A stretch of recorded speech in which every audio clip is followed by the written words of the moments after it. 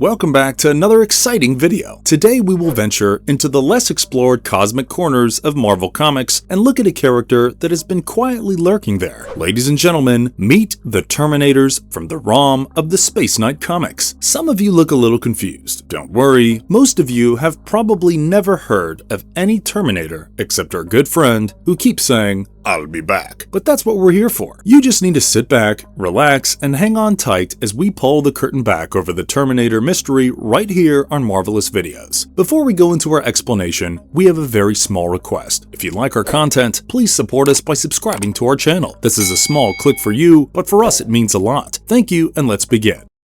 The first Terminator of Marvel Comics. The original Terminator was a Galadorian and a first-generation Space Knight, just like Rom, the protagonist of the series. In his youth, before turning into the Terminator, he saw his homeworld destroyed by a Dire Wraith-initiated plague. In the midst of the ruin, Galadorian healers discovered him as the sole survivor. In a last-ditch effort to save his life, his consciousness was transferred into a Space Knight armor. Unlike other cyborgs with human bodies waiting to return, Terminator was housed entirely within his armored form. As a result of all the pain and suffering caused to him and his loved ones, Terminator's feelings towards the Dire Wraiths were inflamed with extreme hatred and anger. The character made his debut in issue 14 of Rom The Spaceknight in 1979. He appears as part of Rom's squadron in the story saga of the Space Knights along with Starshine. They are seen attacking the Dire Wraith fleet's remains in the Debarian satellite cluster. Following the Space Knights' win, a distress signal is received from the planet known as Agricon, where Rom's beloved Reyna lives. Once the squadron reaches Agricon, things began to get a bit messy for Terminator. Remember I said he harbored extreme hatred and anger for the Wraiths? Well, that leads to Terminator killing innocent civilians. That too, children. Soon enough, this anger issue got him into huge trouble. As shown in issue 20, Terminator is put on trial for the heinous crime of killing Thuvria's esteemed king, Archon. Starshine takes the stand, lays out the accusations against him, and makes his case to the Prime Director. Terminator displays the strength of his will. In defiance of Rom's request for mercy, he chooses death over the option of being sent to Limbo. So the Prime Director summoned the Living Fire of Galador, a symbol of divine justice, to enforce the sentence of the Terminator. Pretty soon, the fiery flames started engulfing the Terminator, and from the point of view of the onlookers, this seemed to be his end. But what they weren't aware of is that his fate turns away from him due to the clandestine hand of Mentis, a newly formed Dark Space Knight. With his psychic powers, Mentis quietly whisked Terminator away from the fiery execution and into a web of manipulative designs for his evil plans. After that, Terminator danced at the whim of his new sinister master Mentis. The sinister Space Knight could even change Terminator's fearsome Plandanium armor into an uncanny facsimile of the legendary Space Knight, Rom himself. Thus, using Terminator as a puppet dictator, Mentis unleashed the power of the Galadorian technology to pursue his terrible scheme. With consummate and cold accuracy, he ordered the relocation of Galador and its probable whole star system towards the ominous depths of the Dark Nebula. Within this perverse coalition, Terminator turned into a messenger of immense mayhem and devastation, as well as a tool for carrying out Mentis' agenda. For centuries, the evil pair of Mentis and Terminator waged a terror campaign, kidnapping luckless Space Knights and holding them in a secret enclave deep inside Galador. One day, in a daring rescue attempt led by Rom and his friends, the enslaved Space Knights rose against their oppressors. Amidst the ensuing battle, Terminator felt a spark of realization for the first time, as he couldn't reconcile with his destroyed humanity to serve Mentis. Soon after that, Terminator rebelled against his wicked master Mentis, defying his orders and reclaiming his long-lost free will. Thus, with fresh enthusiasm, a revived Terminator joined forces with Rom and his comrades to pick up where he left off, with his spirit regenerated and humanity restored. We see Terminator for the final time in the face of an unprecedented threat in issue 26 of the Space Knight comics. The Space Knights of Galador found themselves standing as the last line of defense against the cosmic juggernaut known as Galactus, who was just hungry. You know what that means. Terrax the Tamer, Herald of Galactus, arrived at Galador escorting his master. As Terrax unleashed his catastrophic onslaught on the Earth, the Prime Director's transcending ID energy heroically ascended to confront Galactus, only to be quickly eaten by the cosmic entity's voracious appetite. Despite the odds being against them, the Space Knights stood together against Terrax, and the hard-fought battle would only be won in their favor with unyielding tenacity. Nevertheless, there was little celebration for the win because Galactus' incredible stature loomed large in the distance. humans. Desperate to avoid total annihilation, Rom and Terminator bravely went up against the space behemoth. But while Terminator continued to push the attack, infuriating the celestial being, Rom set off on a risky expedition on board the ship Tau 2, looking for a method to deflect Galactus' focus from Galador. In the end, the Terminator made the ultimate sacrifice. After getting furious that the Terminator was not giving up, Galactus unleashed his cosmic power in full force and consumed the Terminator's life essence. Well, at least he died a hero. Not to worry, the Terminator title doesn't just end here. Instead, it passes on to another worthy character. Let's check him out, shall we?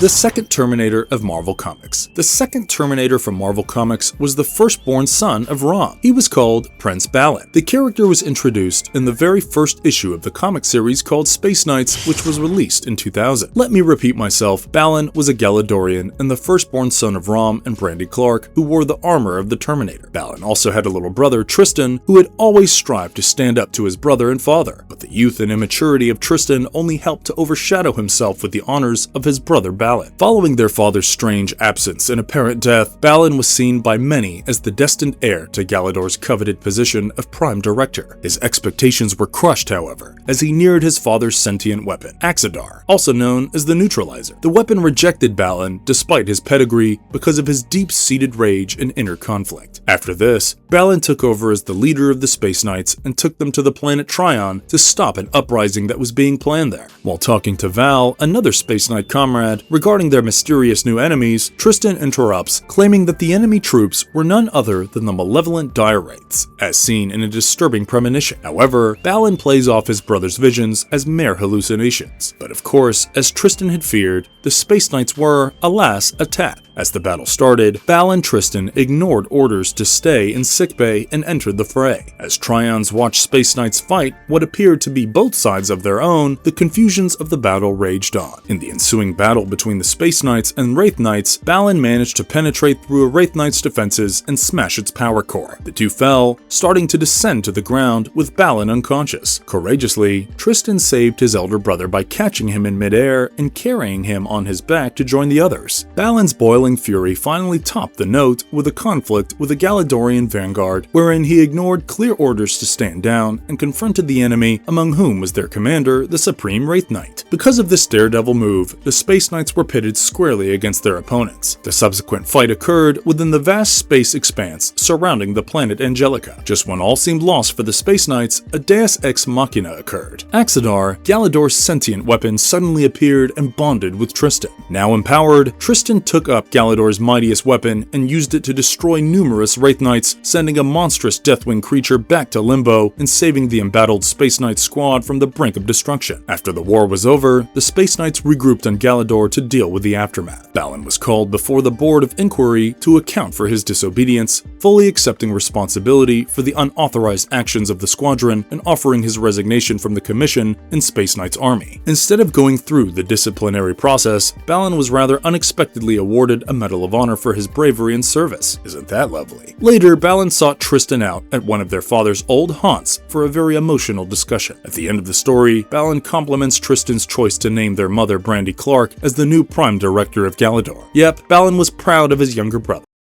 Who will win if they meet the original Terminator? Now it's time to get into the most awaited part of this video, the battle between Marvel's Terminators and James Cameron's original Terminator. In James Cameron's Terminator, we have seen different cyborgs such as the TX or T-1000, but to simplify our research, let's refer to the legendary T-800, the most popular Terminator in the series. Let's first discuss the powers of the Terminators in Marvel Comics. The very first Terminator had such capabilities as the black light I-beams and rocket pods for flying, the living lightning of Galador, the Neutralizer, and a body covered in Plandanium armor like that of Rom were also among his possessions. Using the Neutralizer, he could instantaneously consign his opponents to Hell or Limbo. The second Terminator, Balin, had the third-generation upgraded version of the same armor and powers as his predecessor. However, of course, he was missing the Neutralizer. Now, with the T-800, we have an infiltration expert humanoid cyborg with visible hydraulics, servos, and a skeleton mechanical framework. Its menacing look look and bright red optics are both a tactical advantage and a tool for psychological warfare. The T-800 has an autonomous learning system that uses a neural network processor, which means it's constantly learning. Its chassis is composed of a robust titanium steel alloy that offers exceptional resistance to conventional weapons needing to be destroyed only by energy weapons, explosives, or large hits. Because of its great strength, the T-800 is also capable of handling a variety of heavy weaponry, along with small weapons like a pistol or SMG. So who would win? I believe the T-800s are mostly a menace to humanity, but the Marvel comic Terminators, with their cosmic powers akin to those of a superhero, will probably have the upper hand in this fight. However, there are other viewpoints, and this is only one. Ultimately, it's unclear how such a conflict would turn out, which keeps fans of both series guessing and debating. What do you think? Let us know in the comments below who you think would survive this epic battle.